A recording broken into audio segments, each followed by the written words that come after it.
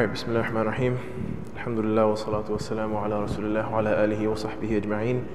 Rabbi shrah li sadri wa yassir li amri wa ahlul 'uqdatan min lisani yafqahu qawli. Assalamu alaikum wa rahmatullahi wa barakatuh. First of all, jazakallahu khairan to you all for being here. This is a parents-only forum, and it's parents. Y'all are parents, so I understand y'all have extremely busy schedules. It's the weekend, it's a Sunday afternoon, and you have other places to be. Maybe some of you watch football with your families or by yourself or whatever. And so I appreciate you taking the time away from other commitments and other things to be here for the benefit of this community, for the benefit of the youth, inshallah ta'ala. So Sister Fatima Let, who is our sister's youth coordinator, she's on her way. She lives a pretty far distance in Arlington. And so I always joke around with her like, hey, do you shorten the prayers when you come out here? Because Arlington is so far away. But mashallah, she drives out here a few times a week, to fulfill her responsibilities here. So hopefully every one of you has a sheet in your hand. It has Epic Youth structure written on it, and then it has a few, like a diagram or of sorts. So inshallah, we'll be covering that, and I'll be going through that very shortly. Also, we have the note cards and pens being passed around. At one point in this meeting, I'll be asking you all to provide some feedback and write a few things down. Just anonymous feedback that we can read out and that we can use for our discussion today, inshallah. Also, there were a few questions with regards to whether this is being recorded or not. It is. There were some parents who couldn't be here due to other commitments. So inshallah, it is hopefully being recorded. I think I set it up to where it is being streamed and recorded. So we will be sending that out after this meeting, inshallah. Okay, so with that, the first thing, and Sister Fatima is here. So the first thing we'd like to do is actually go through the structure, the sheet that you see in front of you. This is pretty much probably the most major development that we've had internally. The youth core team and myself, we worked together to kind of put this structure together, and I've gotten feedback from the team, I've gotten feedback from Imam Nadeem, I've gotten feedback from even certain board members, and alhamdulillah, it seems like everyone is liking of this structure, and I'll explain what all of this is so that you all understand, and then I'd like your feedback on the structure, inshallah. So the first thing is that at the very top you see the EYC, which is the Epic Youth Core Team. The EYC is comprised of both brothers and sisters, and it is currently about 11 or so people on it.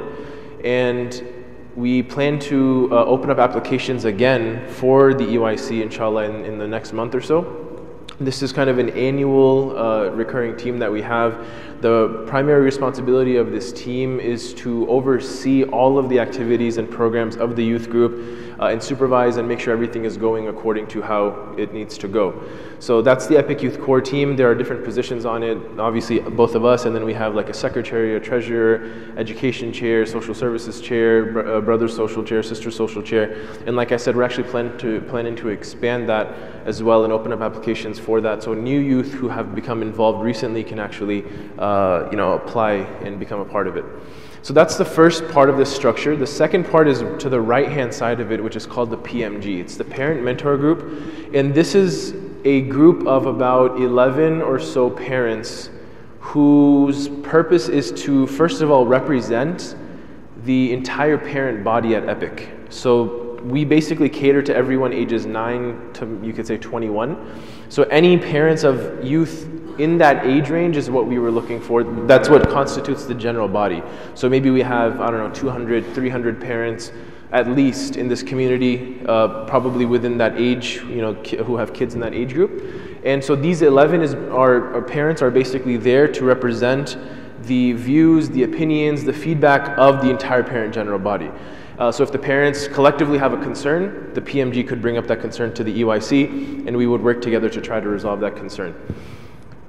That group has already been put together to a certain extent. There may be an opportunity for additional parents to join. We basically made it a selection process instead of an application process this time.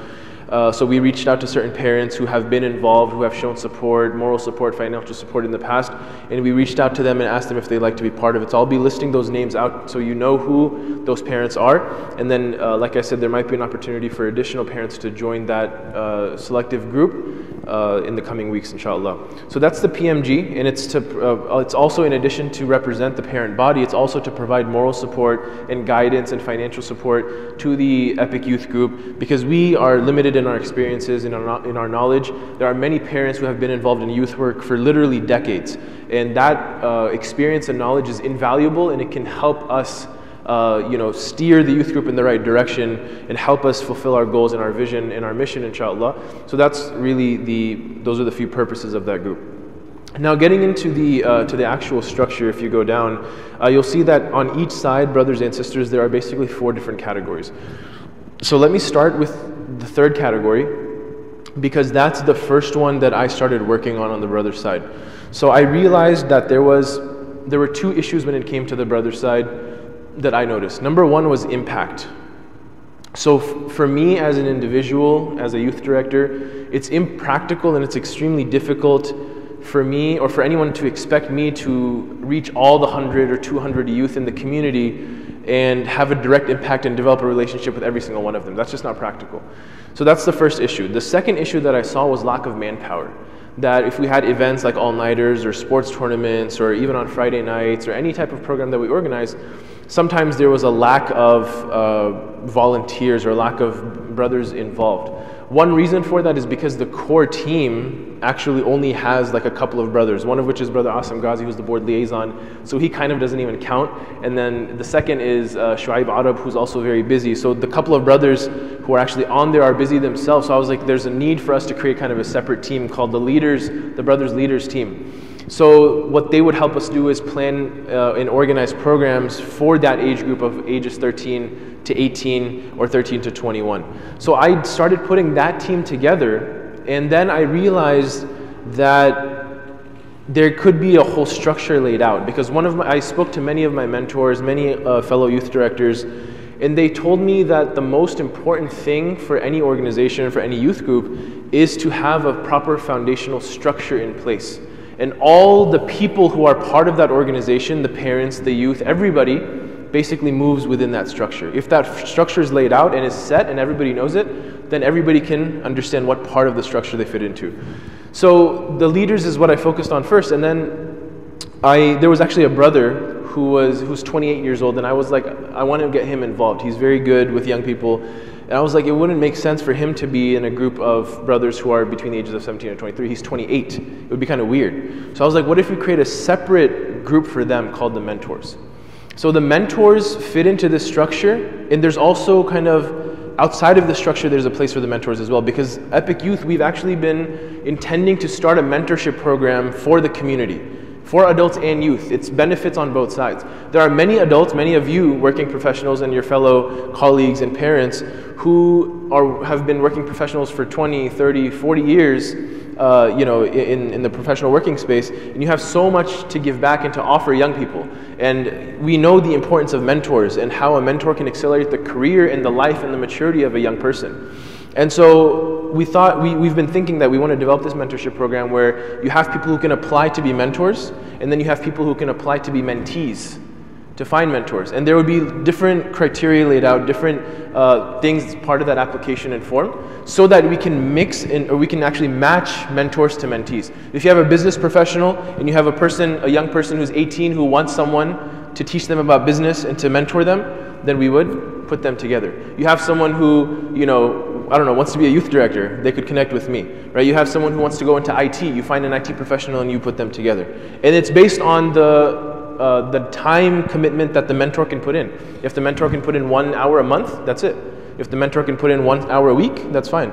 So it's really dependent on the time commitment that the mentor can put in. So part of that mentorship program, that's kind of the external part of it. The part that actually fits into this structure is specific to mentors that we can give to the 11 brothers who would be part of the leaders team. So we would actually assign one mentor to each leader, so that these leaders, including myself, would actually be mentoring them and guiding them, because they will take that knowledge, they will take what the character building that they're getting from their mentors and disseminate it to the younger group, the 13 to 16. So now let's move down to that group, the 13 to 16. The reason there are 33 people in this group is because the goal is to assign one leader to 3 disciples. We're calling this group disciples, okay? So we're assigning one leader to 3 disciples. This is known as the small group model or the small group structure, where you have a youth who's 17 to 23 assigned to a youth who's 13 to 16, 3 youth actually. And they are responsible for building a relationship with these 3 youth. They are responsible for being like an older brother or older sister on the other side for these youth. If they ever have problems or struggles at school or at home, they have a designated person that they can go to ask questions, to just reach, just to vent to them, just to talk to them, and to be there for them, right? So that's really how the leaders are there for the disciples, in addition to helping organize programs and whatnot for them as well. Now, the purpose of the 13 to 16 is basically to represent all youth ages 13 to 16. There's so much new stuff coming out amongst the youth within that age group of 13 to 16. Like every other day I learn something new or a new trend that's going on or whatever. And it's important for me as a youth director to understand what the youth in that age group are going through and what they're experiencing. So now I have a group of 33 guys who I can go to at any point, or I can go to the 11 leaders who are assigned to all those 33, and I can be like, hey, what are they dealing with? Hey, what's going on with them? What's the most recurring problem that they have? What kind of things are going on at school? Is Islamophobia a big thing? Is bullying a big thing? What kind of issues are going on? And then we can actually address those issues with our programs and our activities. And then finally, we go to the students. So the students, the 40 is kind of an arbitrary number, but the most important thing to notice in the students is it's ages 9 to 12, and it's actually not listed here, but the ratio of volunteers to students that we want to have is like 1 to 8 max. So the students, there's 2 aspects to the students. We're going to have a weekly halaqah or a weekly program that we start for ages 9 to 12. That's something the board and much of the community has actually wanted for a while. And we're going to start that program most likely on Saturdays from 12 p.m. to 2 p.m. It's going to be 1 hour and 45 minutes to 2 hours long. And there's 2 purposes. One, and the primary purpose, is just to build love for the masjid and love for Islam and love and brotherhood and sisterhood on the other side amongst the youth, right? Building those values, building those things within the youth. That's the first goal.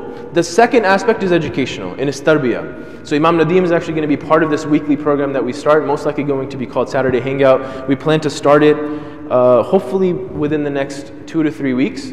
And Imam Nadeem will be the one teaching the kids the tarbiyah aspect of it. So within the 1 hour and 45 minutes, you'll have activities going on, you'll have food happening, and you'll also have tarbiyah going on. The activity, there will be 2 aspects to it. One aspect of the activity will be where it's assigned, where you have an activity that you're doing with your own group. So like I said, there will be 1 volunteer that will be assigned to 8 of these students on that Saturday, every Saturday. And we'll have a separate group activity that they're doing so they can become closer to their group leader, become closer to the group members. In addition to that, there will be another aspect during the Saturday Hangout where there's a full group activity. So all of the kids, all 40 of them are participating in one activity, whether it's a game, recreational activity, whatever it may be. So that's the students, and they represent all youth ages, 9 to 12. And of course, with both 9 to 12 and 13 to 16, we're just actively engaging them, giving them volunteer opportunities, giving them chances to get involved in the community, attend different types of programs and activities and whatnot. So that is the structure. And 2 things I want to just explain really quickly before we move on. One is that you'll notice the arrows on the right-hand side. So if you're looking at the brothers, the curvy arrows on the side, that shows that every group basically benefits the next. The mentors are guiding the leaders and benefiting them. The leaders are there for the disciples. And then all 3 of the older groups are there for the youngest group, which is the students. So in the students, the volunteers that we need, if we have 40 kids, we need at least 5 volunteers if we want to maintain that ratio of 1 to 8. And then we'll probably need 1 administrative volunteer to take care of certain things. So that's 6 volunteers that we need on a weekly basis on Saturday that we can hopefully get. We already have a few of those volunteers confirmed. So it's all about helping the next group, the younger group. And then the next benefit is that every youth knows where they're headed next. If you have a 12-year-old youth who's been part of the Saturday Hangout program for a year, 2 years, they know when they turn 13, they have the opportunity to be part of the disciples. And then you know a person who's 16 and is going to the age of 17, they know that they can apply to be a leader as well.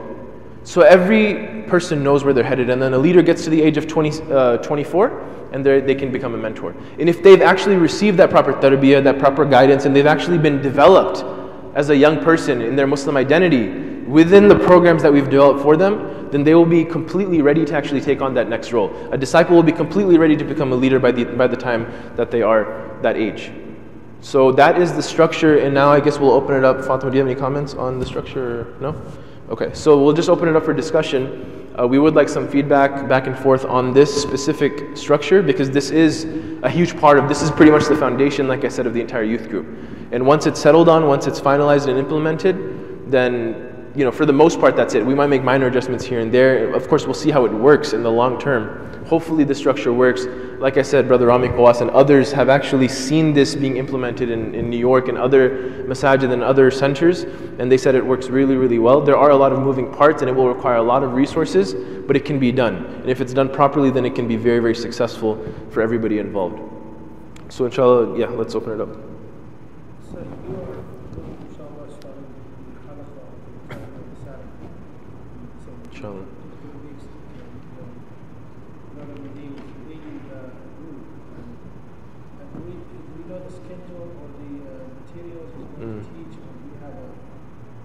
Subjects, you know, he's going to start with, Yes. or just general Rabbi, or Yeah. it's going to be like a subject he's going to pick, and it's going to be structured, you know, or you know, structured teaching, education for them, hadith, Yeah. you know, whatever. Right. Yeah, so Imam Nadeem is actually taking on that responsibility of putting together a curriculum for that Saturday program, the therapy aspect of it at least. So he told me that the first thing he wants to work on for the first few weeks is akhlaq and mannerisms amongst the youth. Many youth have trouble or just are ignorant about the way they're supposed to act as young Muslims and what a Muslim is supposed to be like. So that's, I think, the first thing he wants to do. That will last a few weeks. Then once that's done, then he'll move on to other topics. I think that's something that he could answer better. And we can, yeah, ask him that, inshallah.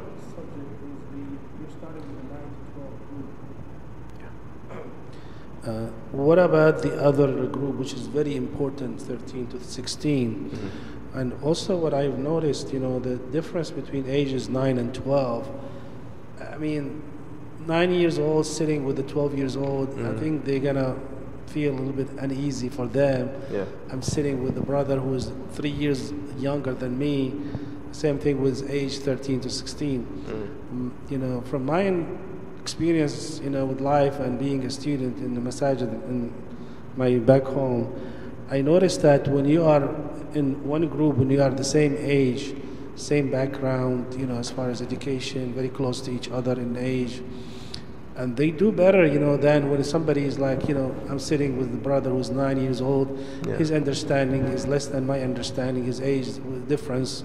Yeah. It's different school, different class. But I think I know that there's a lot of we lack a lot of teachers or educators for the, you know, if we need to put them on a group like 9 years old alone, then 10 years old, then 13, 11 and 12. Yeah. It's going to require a lot of manpower. You know, I understand that, but I think it's probably be wise to maybe divide them in at least maybe 1 year difference between like 9 and 10 together, and 9 and 10 together, and 11, 12 together, because difference in age. Yeah. A lot of kids, they don't feel, you know, comfortable with that. Yeah, that's a Second thing, yeah. I think the age group 13 to 16, the same thing I would suggest. Plus, this group needs also education. I don't know why we're starting with one group and not getting involved with the 13 to 16, because those students, they need a lot of education before they, you know, get involved with life and moving on to the next group with the disciples. And I have one more comment, and I don't know if I have to say it now or I can leave it to the card. I can put it on the card. I'd probably be better. I'll put it on the card. It's a concern I have, you know. It's just not a big deal things. Thank you. Okay. Inshallah, sounds good. Let me just address what he mentioned, inshallah, before the next question or feedback. So the question about first of all, two excellent questions, and inshallah, we do have answers for them. Concern about the difference in ages. With the 9 to 12 program, that's actually the benefit of having groups. Because if we have 40 kids, And like you said, they're going to be all spread out between the ages of 9 and 12. The purpose of the groups is to put together the youth that are closer in ages. So if we have, I don't know, let's say 12 or 14 9-year-olds, then we would make 2 groups out of them. Again, maintaining the close to 1:8 ratio. So then you would have one group of 9-year-olds and another group of 9-year-olds, and then you would have another group of 10-year-olds and 11 and 12, right? So we would split them up into groups so that they can get that experience and get that education, and they don't feel like, oh, why am I sitting next to this little kid? You know, there's that attitude like you mentioned. Same with the 13 to 16. So going to your second question about the program for 13 to 16, we are in fact working on something to do for the 13 to 16 on a weekly basis as well, because like you said, tarbiyah for that group is just as important as it is for the 9 to 12. So of course, the implementation of this entire structure will take some time. It's not like we can just do everything at once. So we have kind of some different stages. So like I said, the EYC applications are opening up within the next week or so, and then we have basically the application for all of this will open up within about probably a month or so. And we'll start getting applications for all of these different programs. We might release the students first and start the Saturday Hangout first, because that we've been actually planning for a while. And then we might open it up for the other things. Like the mentorship program is fairly easy, just setting up 2 applications, one for mentors, one for mentees. So there are certain things that can be done quicker than others, and we'll try our best to get this whole system up and running as soon as possible, inshallah. Does that answer the question? Yeah, very much so. Okay.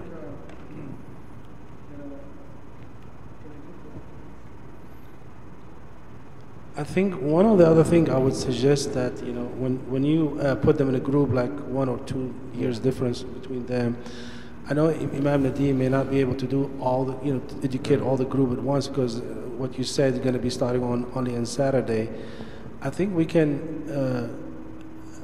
maybe recommend or maybe suggest some other mentors, similar to Imam Nadeem with background education, either from our community. If we don't have them in our community, we can maybe bring them from other communities and try to utilize the resources we have in our, we're living in a big city, we have so many mentors, they can be with the same background, same education, Brother Nadeem. I think this is the halaqah concept, which is very successful if you go back to any other countries. And now there's so many masajid that realize the best solution to get our kids together, even whether they're young or adult, or even for our age too, so that will strengthen the relationship between them, and they will become familiarized with each other, and they know what's their need, if they need any help, whatever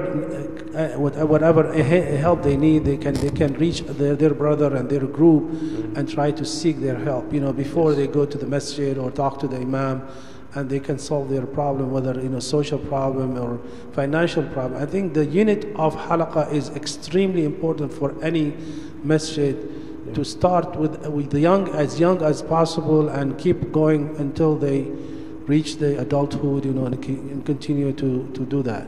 Inshallah. So I think I understand there is limited resources, I think if you open the door for financial assistance, inshallah, brother all will be able to provide money if we need to bring a speaker from outside who has knowledge in aqidah, or another brother who has knowledge in hadith.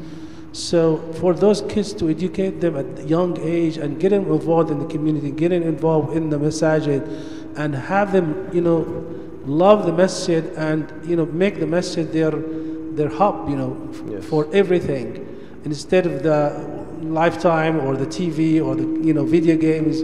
That will be extremely important for our kids. Inshallah. So Jazakallah khair wa barakallah feekum. Sorry if I No, not at all. Thank you for the feedback. My time and more than I supposed to. Appreciate it. Yeah. No, that's it. That's good. Yeah. To me, there's always been some confusion about what Epic Youth is, and that's because I see it at home with my kids.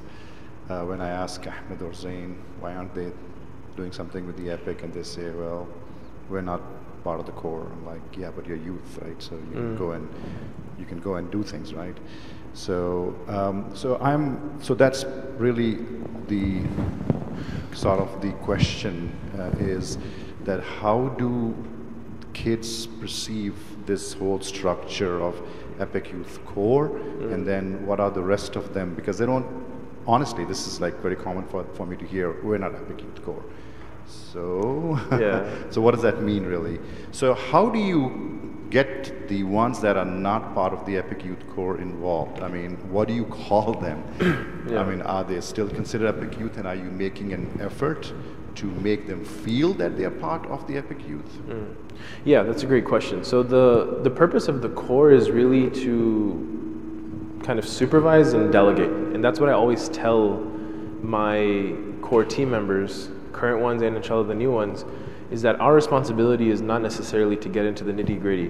Like if a WUFU form needs to be made for an application, for a registration form needs to be made, or a payment form needs to be made, like we shouldn't necessarily be the ones doing it, we should actually be delegating that. So find someone who can actually help out, make people feel they're involved, and no one, like they're not gonna come themselves and tell you, hey, we wanna help out. We have to reach out to them, right?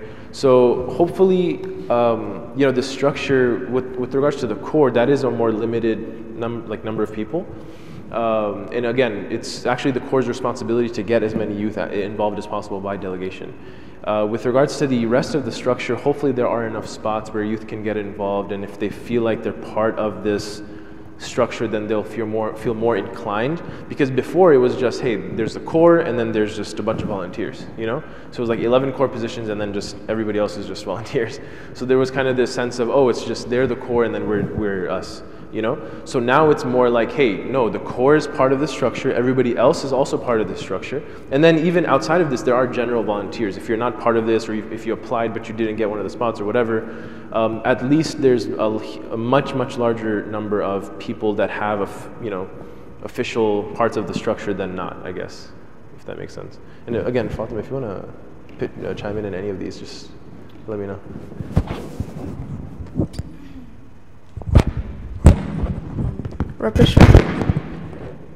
This is why. رب اشرح لي صدري ويسر لي أمري واحلل عقدة من لساني يفقهوا قولي ربي زدني علما ربي زدني علما ربي زدني علما. So kind of similar to what Brother Farzan mentioned about kind of delegating and also supervising tasks. Another thing that, at least for the girls' side especially, with the core that we try to implement in terms of how do we get the other girls involved is that when we do have events, even though it's kind of like the core organizes it, the girls go out and find volunteers. So they contact different people or different girls off the Epic Girls group chat or like within the community, and they tell them, oh, we have this event coming up, can you please volunteer for it? And that works out a lot because we get to know them. They get to pick exactly what they want to volunteer to do, whether it be ushering or if they want to volunteer to make the flyer, they want to volunteer for anything, any part of that program. There's different levels to them volunteering. It just all depends on that person and what they're interested in. And some people are not interested in volunteering at all. They don't want to be behind the scenes in the program and they just want to show up. And that's also part of why we throw our events or have our programs every Friday or every Tuesday, is that for people to just be able to come and sit and enjoy the company. And then a lot of times it's more so of just going out and hanging out with each other.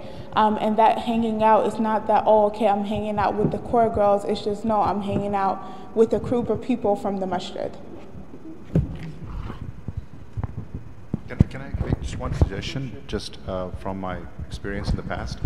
And that is, you look at the military structure, right? So you use the word volunteer, and when the kids outside of the youth core are feeling that they're just volunteers, then you may not get as much involvement with them. But if they feel that they are part of this group, then they may feel more inclusive. I may recommend that instead of calling them Epic Youth Core, you may want to call them leads or team leads or captains or whatever. We used to have the concept growing up of houses within our school, very, very successful, right? You felt part of a group, and that's what I'm just trying to ascertain over here, is that it's important for all of the youth to feel part of the Epic Youth, not that, oh, I'm not part of this group, right? So do consider that.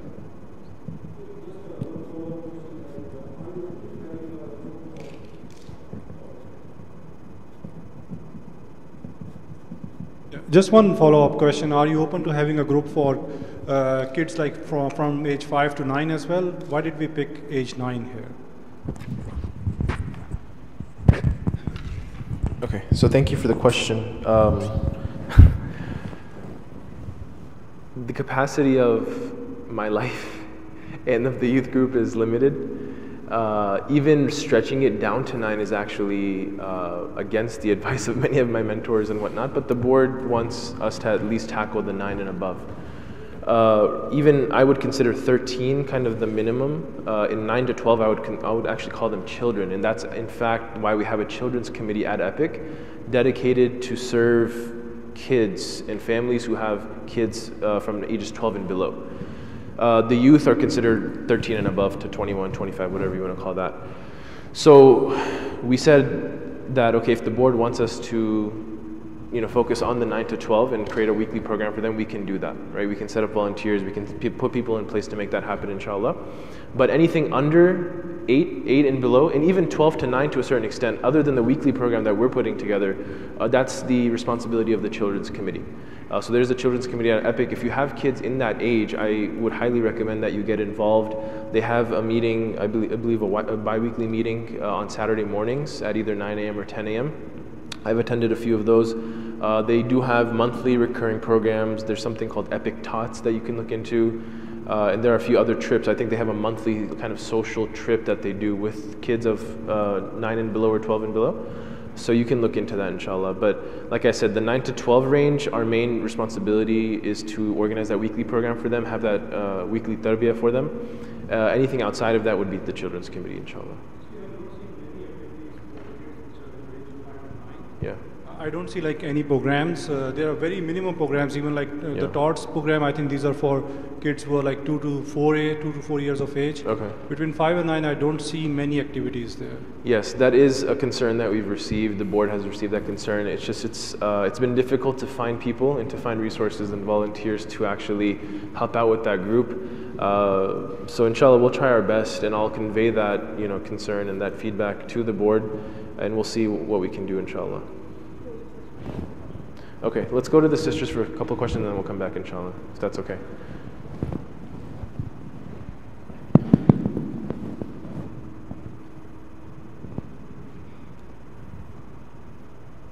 Assalamu alaikum. I have two concerns. One is, I would say the volunteer. I would like kids to be more involved in volunteership, because I feel like if we just keep saying there's a halakha, they are just associating masjid with kind of lecture and education, which like they're not gearing towards it more.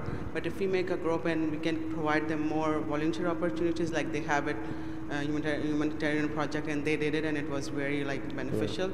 So I think they all in high school stage, this is the stage I'm talking about, 13 to 16, they need some credit and work study programs. So if the masjid can provide more opportunities where to find it, like there's animal shelter, and there are Muslim kids, they are spread everywhere, but some people don't know the resources. So we need more resources regarding this. And the second is mentorship. I don't know how it's going to work, but it can be like one-on-one if we can provide or guide them to one mentor who can guide them very well with college resources, anything they want. But somebody who can who is trained, because sometimes they are put down so easily. If they don't see the purpose, they just give up. So somebody who can connect, the personalities can connect, and that person can guide them in all that. But I would really want to see it as rather than as a group, it should be one-on-one. Yes. So these are my suggestions if you can do that. But volunteerism is a thing which can force them to have a family bond and interact with each other, and then at the same time they need it for their college application. So it's going to provide both the purposes. Sure, inshallah. Jazakallah khairan. Yeah, definitely the volunteering thing I agree with. We do have Epic Cares in place. I'm sure you're aware of Epic Cares. It's the program that the Social Services Committee at Epic developed a couple of months back, and mashallah, it's been going very, very well. And most of these opportunities, I believe the minimum age is 12 or 14. So even youth can attend. The only issue with many of the Epic Cares I guess, projects or volunteering opportunities is that they're limited in the number, in the capacity. So we've realized that, and we're looking more into opportunities that can be more youth specific, because a lot of times if youth know that parents are going or adults are going, it's kind of not as motivating for them to go. And when youth can go as a group and all together instead of just a couple of youth or a few youth with parents, I think that would be better, inshallah. So we'll look more into that. We need volunteers. Sorry, 1 second, yes? We need male volunteers. Okay. Youth volunteers in Sunday school. Okay. They can come and volunteer any day. Okay, inshallah. Sounds good. So in response to the volunteering thing, he's saying that on Sundays, Sunday school always needs volunteers. Actually, we have a lot of female volunteers. Okay. Not a lot of So he's saying that there are actually a lot of female volunteers as part of Sunday school, not enough male volunteers. So that's a good 3-4 hours a week that someone can get, right? Also with the setup help. Yeah. On Saturday nights and Okay. Sunday after Zohar, Yeah. they can get another couple hours. Okay, so setup happens after Isha on Saturday nights, and then cleanup happens on Dhuhr, on Sundays after Dhuhr. So it's 3 to 4 hours of Sunday school, and then you have an hour cleanup, hour setup, so that's like 6 hours total. So that's a good weekly opportunity at the Masjid where they can do that. In addition to that, like I said, we'll look into other opportunities. And then you're concerned about the mentorship. It is actually meant to be one-on-one, not group mentorship, so inshallah, we'll do that. Sisters, sorry, Sajjad. The care program is different than the youth program? It's 2 different programs? I wouldn't say they're different. I mean, they're not really, like Epic Cares is something that's there for the entire community, including the youth. So certain opportunities, like I said, have a minimum age limit, like the Habitat for Humanity house building that just happened last week, I believe, was 16 plus. But most opportunities that don't involve that much, like excessive work or any kind of dangerous terrain or whatever you want to call it, that's like 12 and up or 10 and up. Most of them are. So, if our kids in this program, the Epic Youth, so that's mean you're not going to let them go with the care. So we have to register them with care. Yeah, so the Epic Cares program is kind of open for everybody, and it's first come, first serve for every opportunity. So we do need to do a better job on Epic Youth side to have youth-specific volunteer opportunities, like I said. So we're going to be working on that, inshallah. And I think potentially other organizations like CARE and ICNA can probably help out with that. I mean, you're part of ICNA and whatnot, right? So we can probably work together. Of opportunities now. So. Okay, inshallah. Inshallah. So I have one more question regarding the leaders. So what criteria are you looking for in these leaders? So like for me, I have a daughter who she's turning like 15, and I really care what kind of leader is going to take care of her. Like what are you going to train these leaders? Are they the leader? They are like your old students, so it's like new people. This is I really care about who's going to be with my daughter. Yes, as absolutely. A leader. Yeah, so of course all the leaders will be vetted. There are only 11 leaders, and we're actually going to be opening up applications for those spots. So everybody will go through that application process. We'll have interviews with people. We'll make sure that they are actually fit to serve in that role. Only then will they be assigned to disciples and 3 disciples. And to answer your question about the training, yes, we will actually have training for them on at least a bi-weekly basis, either with myself on youth work and youth leadership and how to actually deal with youth that are 13 to 16, how to be patient, how to just be there for them. It'll either be myself, or occasionally we may even bring in people from outside to train them who have more experience in youth work, other youth directors in the area, other professionals in any aspect of leadership or development that we think that they need. So that will be a constant thing for the leaders. They'll be, and the mentors actually play a role in that as well, right? So if every leader is assigned one mentor, then that mentor is there for them. And of course, the mentors that we select for the leaders, specifically the 11 leaders, will be more specific to youth work and people who have been involved in volunteer work and whatnot, right? Because like I said, the purpose of the mentorship program is to match people who are similar in their areas. If a person wants to be a youth director, or a person wants to be a community leader in the future, obviously it would be best to assign that person or match that person with someone who has previous experience in that area, inshallah. And one last question: how many hours you might need these youth, like the 13 to 16 per week? Like how many hours you are expecting them to come in general, for everything? Yeah. So if there was a weekly halaqah, that would be a couple of hours a week. In addition to that, any other programs or volunteer opportunities. So we haven't yet laid out all of the specific requirements for all of these 4 categories. but I would say anywhere between like at least 3 to 5 hours a week, I would say. But that's again just a very arbitrary number at this point. No problem. Any other sisters have questions on the structure aspect? We will have more discussion on stuff that you write down on the anonymous feedback cards, inshallah. We'll do that in a few minutes. Anybody else on the structure? Yes.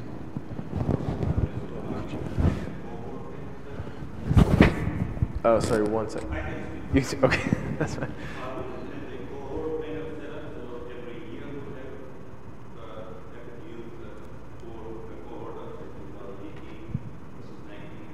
Yes.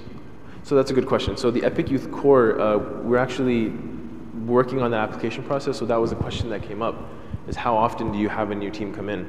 So the core is actually going to be comprised of 20 people total this time. We're adding 8 new positions in addition to the 12. In those positions, we're calling them secondary positions. So for example, a brother's all-nighter chair and a sister's all-nighter chair. A brother's retreat chair, a sister's retreat chair. A brother's sports chair, sister's sports chair. Right? Those are a few examples of those secondary positions where they're just responsible for, like an all-nighter chair is just one all-nighter a month that they have to work on organizing. A retreat chair, it's literally just the first 6 months of the year you work on organizing one retreat for the brothers or the sisters on the other side, and then the other 6 months you work on organizing another retreat, right? So it's not as intensive or as involved as the other major positions. So what we came up with is that the secondary positions have 1-year terms. So if someone starts, let's say October of 2017, then it'll just go 1 year, same time next year, they will leave. If they want to reapply, they can do that, but it will be open to the community to reapply for that position. They would actually have to go through the application process again. With regards to the primary positions on the Epic Youth Core, what we've decided is that they will be 2-year terms with like an option after the 1 year. Because we know that youth generally in the summertime, their commitments change and whatnot. So we give them the opportunity. If they want to leave on their own, they can step down and then we can have an application for the open positions that open up. If they want to stay, that's at their discretion. They can complete the 2nd year. Sure.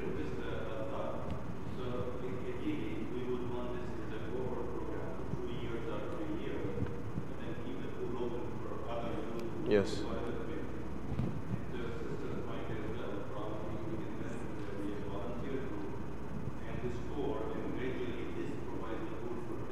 Exactly. Yes, that's actually the goal of this as well. I mean, the people who, when the core applications come up every year, every 2 years, the main, like the best candidates for that will obviously be people who are part of the structure in the program, inshallah. Cool. Yes. As far as the mentors, how many mentors you plan to have? Is there any specific background they have to have to sign up for that? Yes. We will have an entire application vetting process. In fact, for the mentors, there will actually also be a background check as part of the process. We of course we want to make sure that the safety and the security of our youth and our young people is maintained at all times. So a background check will be part of the mentors application process, and there's no limit to the number of mentors. It's just based on demand on both sides. You may have 50 mentors and then only 20 people sign up to be mentees, but then you might have the opposite scenario as well. So we'll see once that gets started, but there's really no limit on either side. Yes. Backgrounds, their educations, yeah. And then maybe we can match the mentees with those mentors. Yes. And see who would be interested. If you have like more people interested in, for example, engineering, certain type of engineering, so maybe we don't have enough mentors. So yes. Ask for more. Same thing, medicine, same thing, business, whatever. Yeah. I think this is a very important subject for kids to know there's somebody available for this field who can be reached, who can be, can sit down with you when you are in high school, early age, maybe in high school before they graduate from high school. Yeah. They can sit down with the mentors and talk about their, what they are thinking about to become in the future, whether in business or engineering or medicine. Yeah. And guide them, on what to do and to reach their goal. Yes, absolutely, and that's the goal, and that's the goal we have with this program, inshallah. Everything that you just mentioned, inshallah. Jazakallah khairan. Okay, so with that, let's move on, inshallah, to the next thing. We just have a couple of more things. The goal was to finish by around 3:15. I'm not sure if we'll be able to do that, but hopefully 3:30 at the latest. What we wanted to do now is just give you the opportunity to write down some feedback on your note cards.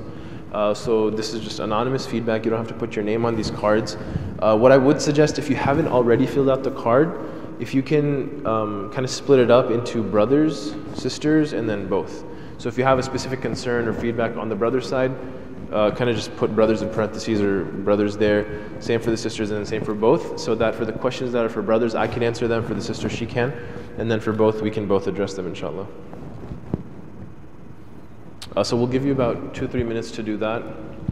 If you need an extra note card or anything, feel free to get another one, inshallah, no problem.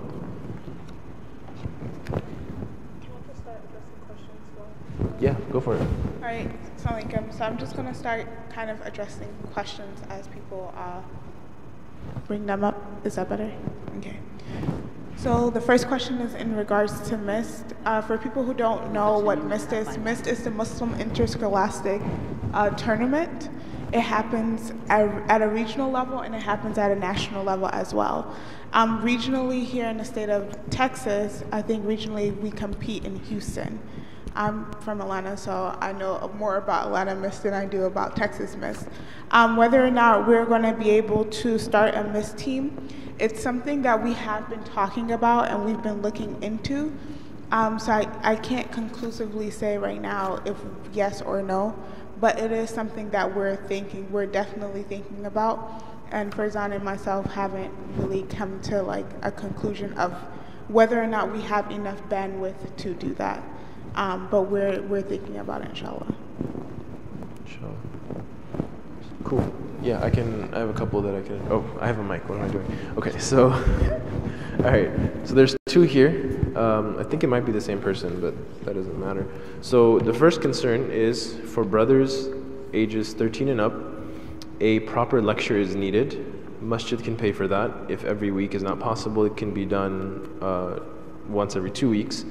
Every week, so that's kind of the first concern. So that's a great idea, and I think we mentioned that inshallah we do plan to start a weekly halaqah. In fact, so we have the Friday night halaqahs, which we do. The purpose of the Friday night programs that we have for brothers and sisters is not education. That's actually a very secondary purpose. The primary purpose is actually recreation and building bonds and just creating this sense of welcoming at the masjid and this sense of brotherhood and sisterhood at the masjid. So that's the purpose of the Friday night program.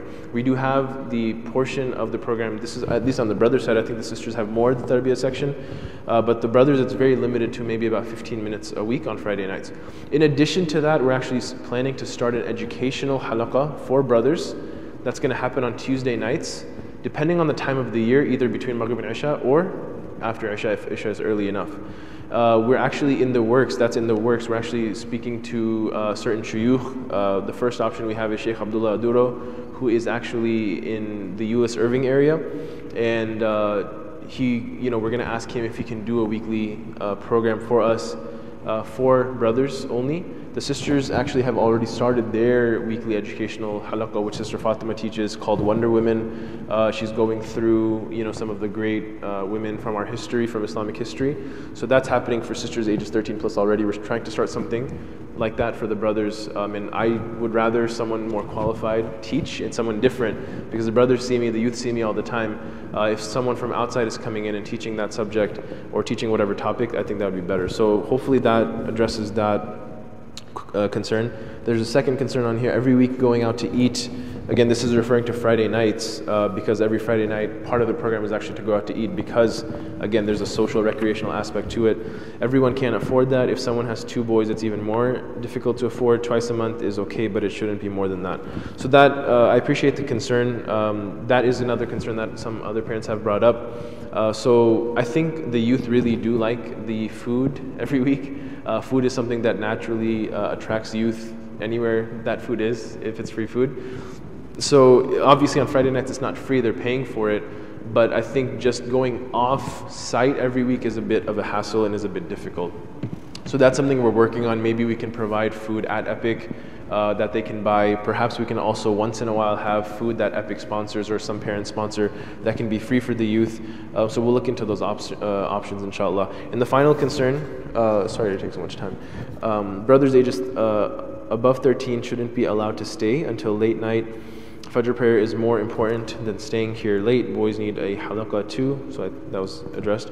Epic can pay for that. Boys should be encouraged to come to Fajr. I agree completely. In fact, we have the program on Sunday mornings, which happened today at Fajr. It's called Fajr Flock, and that is to promote at least coming to Fajr once a week and staying until Shuruk to get the reward for Hajj and Umrah, which Ustad Badr is telling us about all the time.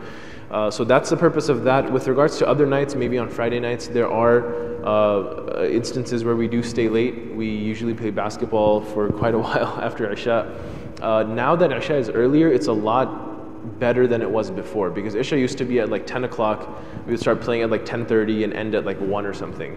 And then Fajr was like at 5:30. So it was extremely difficult for a person staying that late to wake up the next morning for Fajr.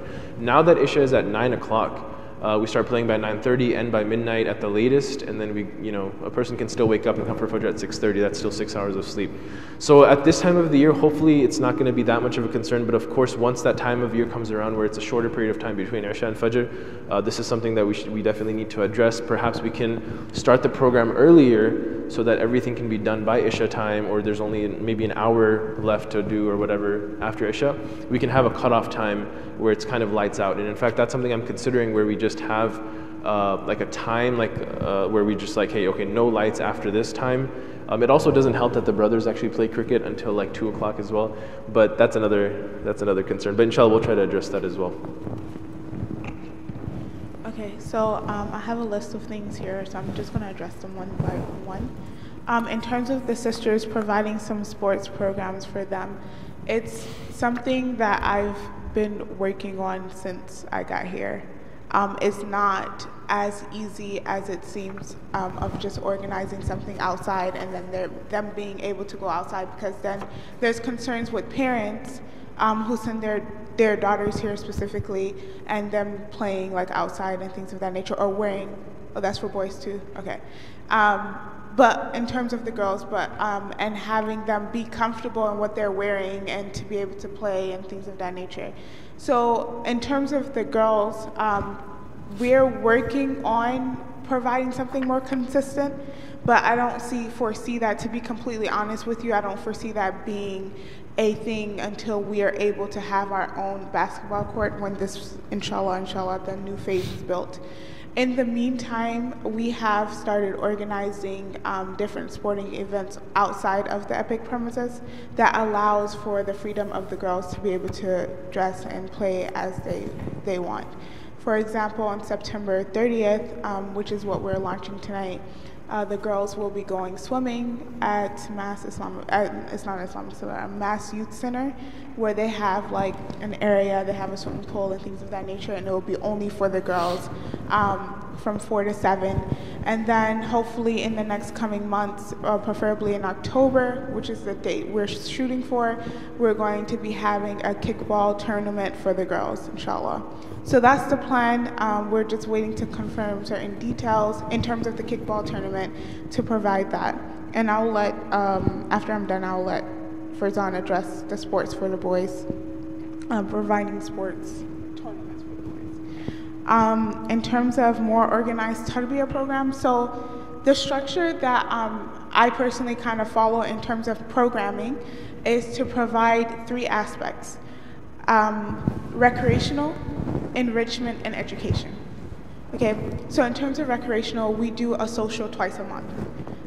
Whether it be something that's formal, like going out to a certain place and like announcing it with a flyer and having a registration form and things of that nature, to something that's less formal, where it's just a group of us who decide that, okay, this Saturday we're gonna get ice cream or go for boba or hang out and just spend some time together. So that's the recreational aspect of it. And also in that recreational aspect, every Friday we have something called Chill Sesh and Desserts and Discussions, where these are kind of halakha-based programmings, but they're more discussion-based. So the girls have the opportunity to come express how they feel, talk about a topic. We pick a topic every week and we kind of go through it, but they're also in the safe space of an area where there are people who are able to navigate the discussion and work through the discourse. Now, That's all considered under recreational. In terms of enrichment, we have our weekly halakas every Tuesday called the Wonder Woman Halakah, which each week we go through a different sahabiya or a different woman that has provided some type of sustainability or some type of benefit to Islamic history and Islam itself. A lot of times our girls are stuck in like a world of just male dominance and not feeling like they have a place or it's okay for them to have their own personality or be themselves. And so we provide this halakah on a weekly basis where it's more halakah based. So it's more of, I'm currently the only one leading the halakah right now, but as time goes, we'll have more people coming. But it's more so of not a lecture, but more of like an inspirational series. And then the last one is in terms of educational, which is every 2 months. So every 2 months, basically, we'll provide an actual full-blown educational course. Considering I've only been here for about 4 months, the educational one has not completely happened yet, but that's not because of lack of ideas. Rather, it's more building that relationship and that bond with the girls so that they feel comfortable taking education from anybody that we provide. Now, the question was about tarbiyah programs. The way that this works is that there's tarbiyah included in all of these aspects. In the hanging out, in the talking, in the discussion, in the halakah, in the educational programs, in the boba, in everything. Everything that we do, we talk about things that may not seem explicit to parents. It may not seem like, oh, okay, you're correcting my daughter's mannerisms, but give it like 2 weeks and I promise you will see like different things that they come and they talk to you about. So they're talking a different way. They would say, oh, I learned this about myself, or I learned how to carry myself in this way and that way. So it's more implicitly applying those different tarbiyah-like aspects into the child or into the children or into our people here at EPIC through all of these programs and through good company and sohbah and education. So that's more, it is an organized structure. It just doesn't look organized to everybody else. And then career workshops and like career workshops, tahara workshops, salah workshops, all of those things are in the works, and those will be considered under our educational aspect banner of the things. And parenting workshop is actually something that Farzan and I have been talking about for the past couple of months, but again, we haven't quite found the proper time and way of kind of implementing that. Cool. Okay, no, I'm just kidding. All right, so with regards to the brothers sports tournaments, that's actually another question that I got here. What's up? These are combined, so we'll address both these. I didn't get any sisters only. So that one is, yeah, and then this one too. Okay, so youth playing. Or no, someone said here, once gym starts, there will be a lot of influence of youth. Is there a planning for activities like basketball, etc.? Yes.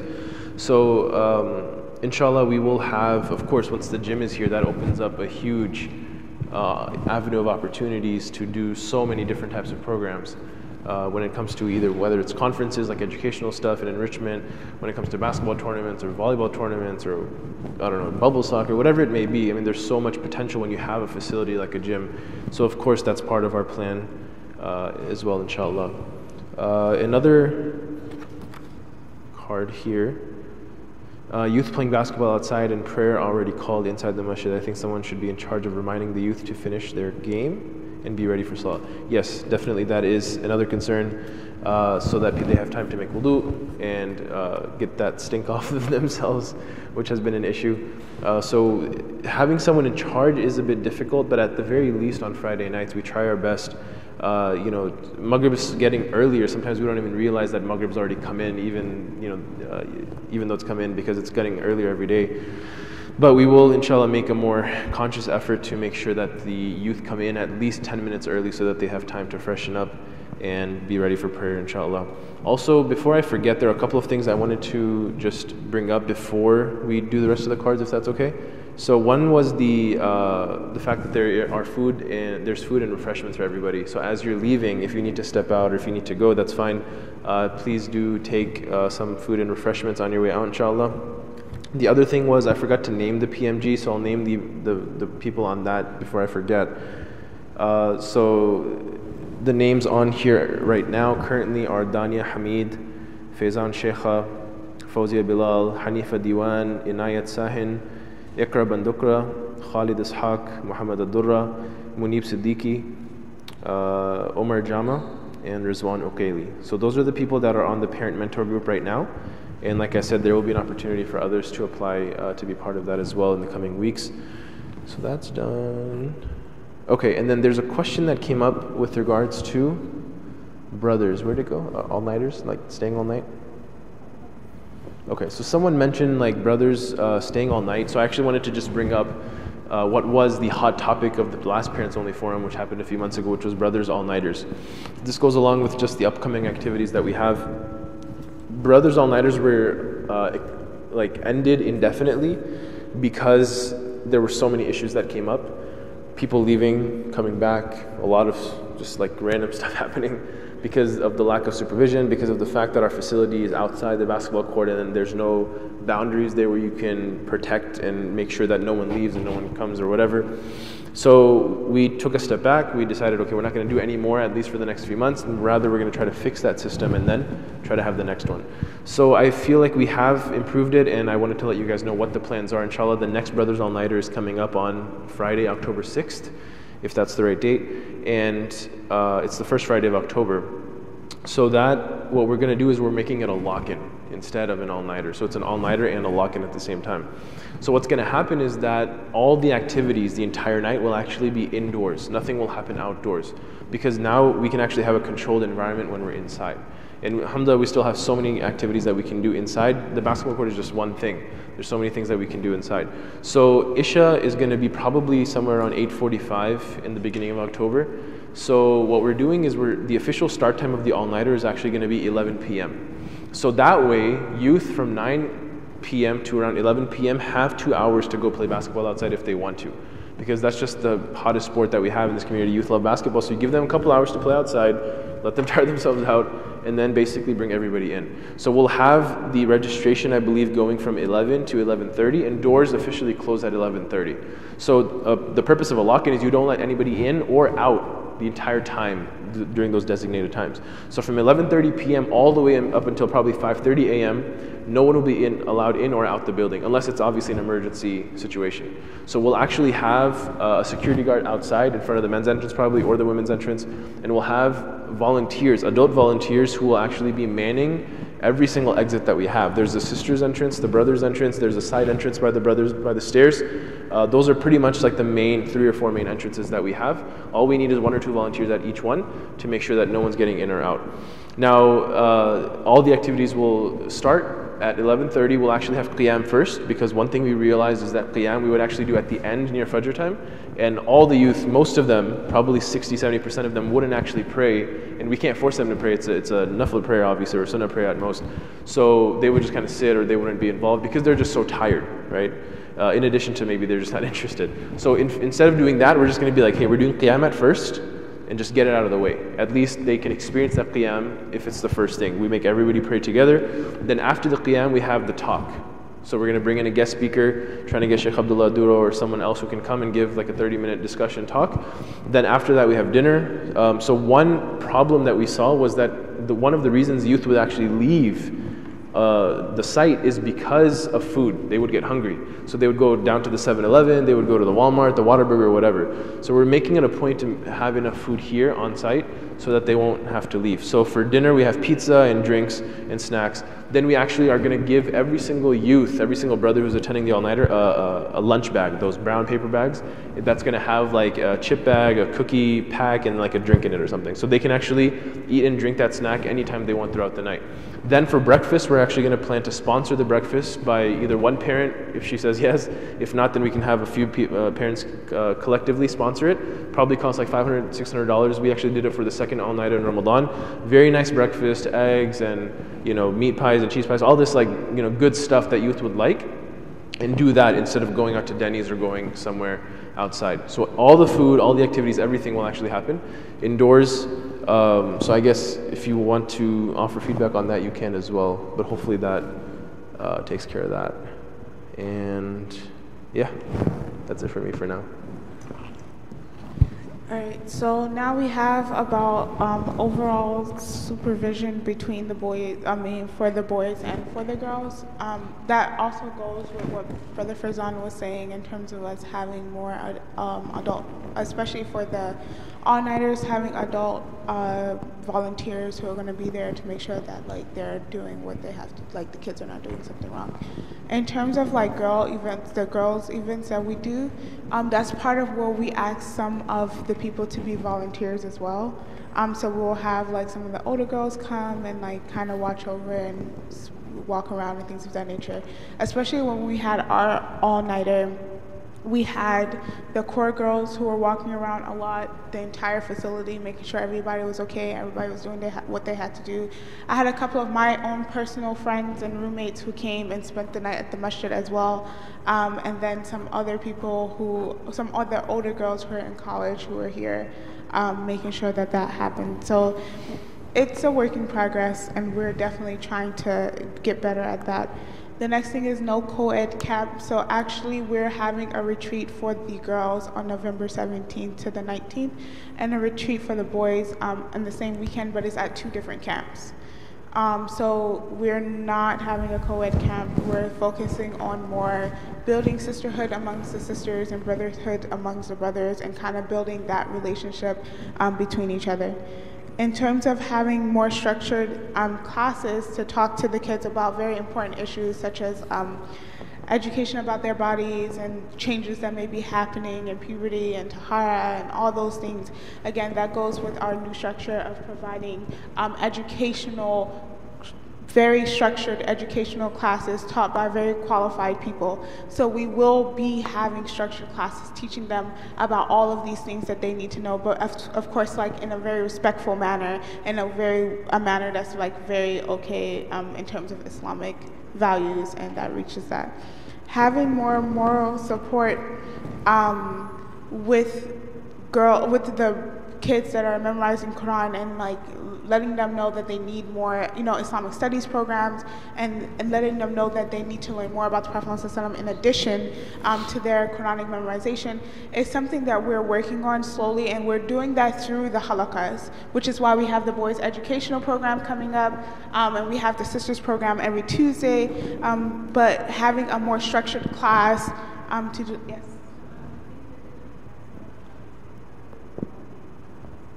Oh, so having Islamic studies. Interesting. So, yeah. So that's actually a conversation between Hafiz Sajjad and the parents, because we're not in charge of the Quran memorization program. So what we do try to do in terms of working with him is to provide supplementary things. So our supplementary, the thing that we can provide as a supplement to that is the evening, halaqah, where they can come and they can like have whatever they learned in the morning reinforced. So we're here as a reinforcement, not only for their social life, but for their spiritual and mental life, basically. I mean, right now we can start off with helping you reinforce that until that can be a full-blown conversation with Hafiz Sajjad. That's it. Yeah, I can actually, inshallah, have that conversation with him. I love the idea, and I think it's extremely important that any hifz or nadara program should be accompanied with a program of understanding, and I'm sure that Hafiz Sajjad wouldn't mind if that was made a part of it, even if it was just a small segment on a daily basis. That is something that's much needed, because I know of too many people, young people who become hufad or who are, into, the Quran and whatnot, but it doesn't show at all. Like, they don't understand what they're reading, what they're memorizing, their akhlaq don't represent the Quran. They're called hafiz, protector of the Quran, but they're not actually doing that. So that is definitely a concern that I can bring up with him, inshallah. And like Fatima said, of course, our job is mainly to provide supplementary materials. The Fitya program is something that's going on with Ustad Badru, with Brother Michael Wolfender, so that's something that you can check out. And we'll try our best to also provide any reinforcing and supplementary programs, inshallah. Fatima, did you have something else? Okay. Boys can have discussion-based sessions too. Girls are learning from these discussions, so it could be beneficial for boys too. Yes, I agree. At the same time, if you've ever tried to sit boys down for more than about 10 minutes, it gets pretty difficult. Very, very difficult. either you will completely lose their attention, and so like they'll be sitting there but they're not actually paying attention, or they'll just, if they have the opportunity, they'll just get up and walk out. So the nature of brothers and sisters, as you guys as parents know much more than I do, is that brothers are more rowdy, more energetic, more hyper. They can't sit down for a long time. Even during all-nighters, it's extremely difficult for us to get them to sit down in a circle for 30 minutes. But the sisters, I found out during their all-nighter, they were talking for like 3 hours straight about certain things, and I'm like, how is this possible? You know, it's just completely different. So that is something that we have to realize and acknowledge, but of course at the same time we will, you know, like I said, the Tuesday night halaqah is the learning. Hopefully that provides that educational aspect that the brothers need, inshallah. Suggestion for both: keep the youth weekly classes affordable. So alhamdulillah, all of the classes that we have on a weekly basis are free. Even the brothers class that we are going to be starting on Tuesday nights, most likely that will also be free, inshallah. This is a very good question. So how do you make these activities inclusive for everybody? Can something be done to reach out to kids who are shy, low on confidence, not popular? Can they be called out for volunteer activities? Something to think about.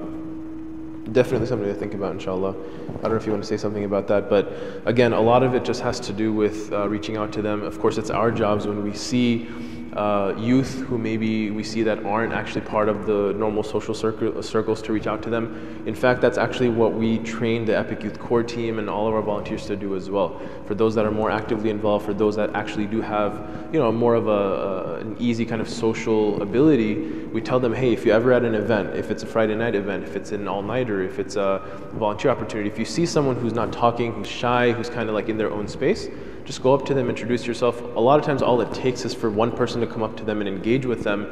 And once they build that, then it carries on and it builds on top of that, inshallah. So that's at least my take on it. Yeah, so it's basically, my take is basically the same as Brother Faizan's. Being new here myself, it wasn't very difficult for me to talk to everybody because I was like, I'm new, you're new, let's just talk, you know. But in every event that we do, we make it a point to try to approach whoever we see. So whether it be someone who's popular, who's not popular, who's talking a lot, who's not talking a lot, like everybody gets a salam, everybody gets their hand shaken. Sometimes I hug them. They don't really want to be hugged because they're teenagers, but I still do it.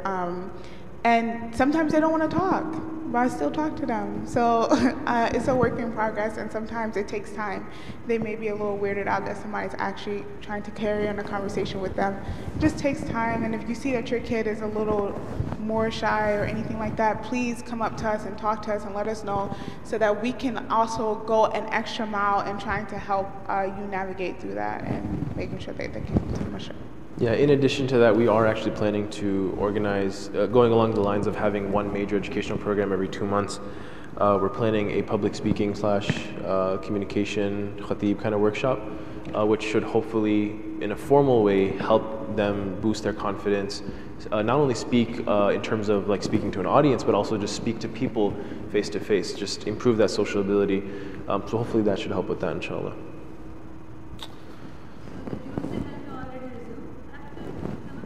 The sisters halaqah did, yes. No, the brothers, it didn't resume because it never gets started actually. So the brothers halaqah, we had the Wednesday night ones. Yes, so there was a Wednesday night halaqah. That was the God Who Is. That was actually for both brothers and sisters, and that program concluded maybe about like a month ago maybe. And we decided that the new halaqah, the educational one, will actually be separate. So the sisters Tuesday night, brothers probably also Tuesday night, but it will be done separately on different topics. Yes. That's a.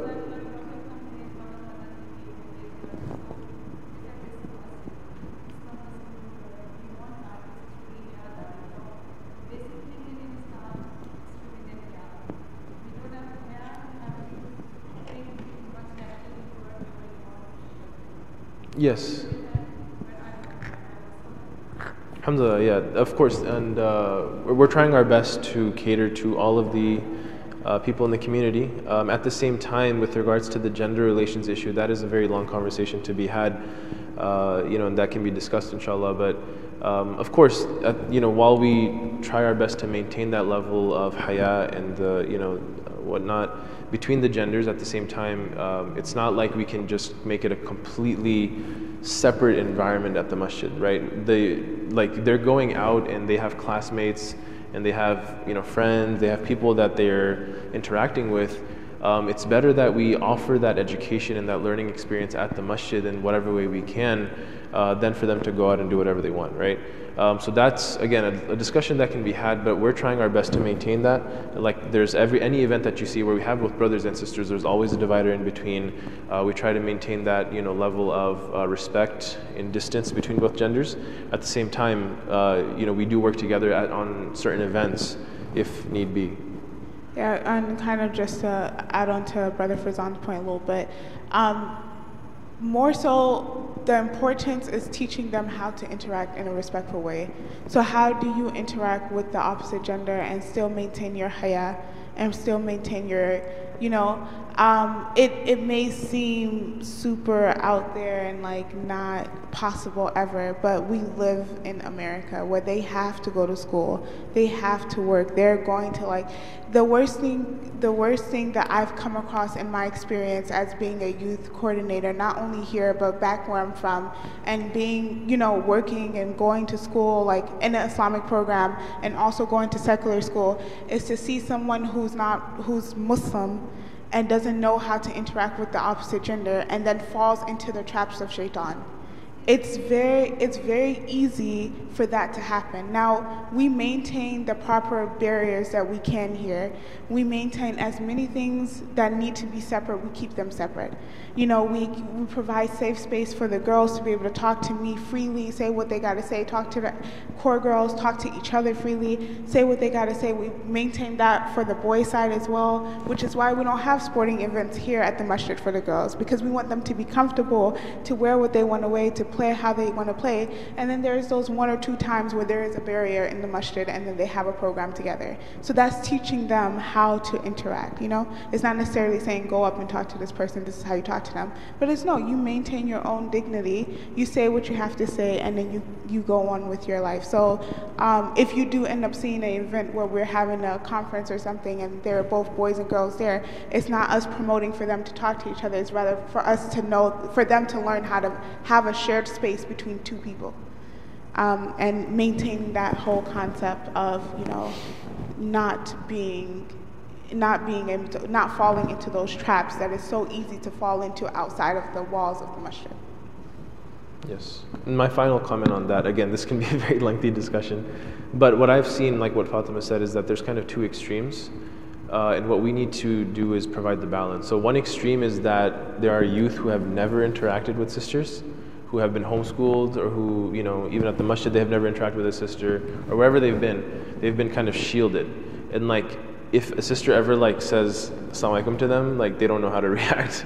They're like, what am I supposed to do in this situation? This is a sister, what am I supposed to do? It's almost like this phobia towards, it's like they don't know how to interact. They're just socially awkward at that point with the opposite gender. And then you have the other extreme where the guy is talking to every girl he sees. There's 2 extremes, and we have to find a balance where, yes, you maintain that level of respect and distance, but there are times when naturally you will have to work with the opposite gender, and you have to maintain that proper interaction. So at the masjid, we can't create an artificial environment that is completely different from outside. You can't say, oh, the ideal environment must be in the masjid. I mean, it's not ideal, it's just practicality, right? You're at the grocery store, you're at school, you're everywhere you see sisters and you see brothers, you see the opposite gender, right? It's about how to handle yourself in that situation, not about preventing yourself from being in that situation in the first place.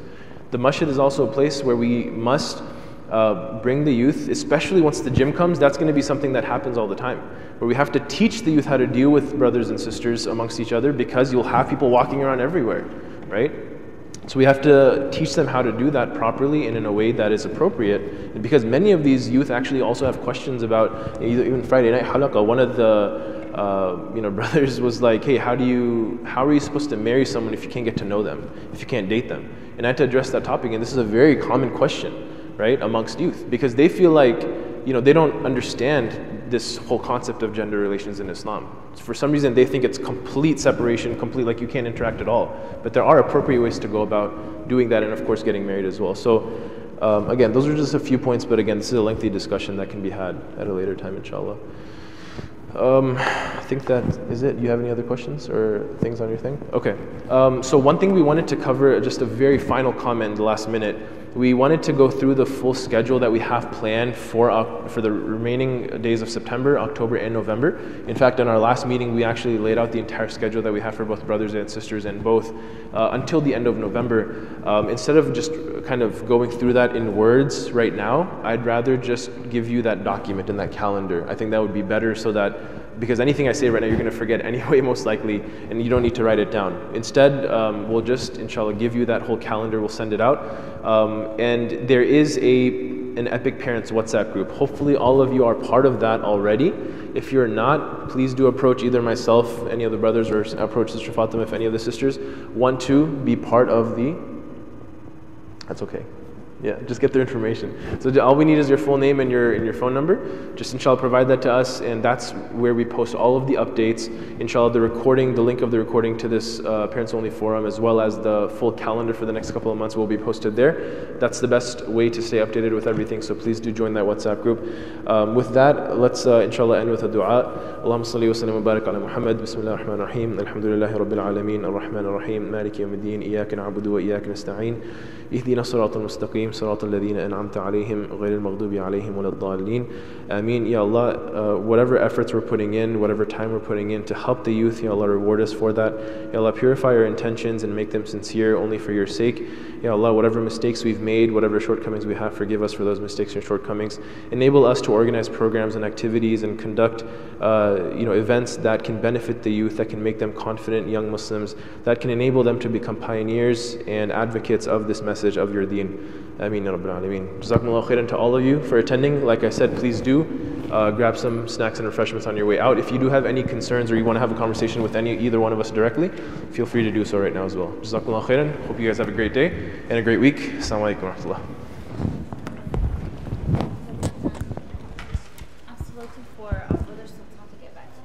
Okay, no problem. He said like it's not like something easy, so he's okay. Contacting like Brother Shakib, Brother Saad, and finding a way to handle the situation, because we have the same goal that you have. Yes.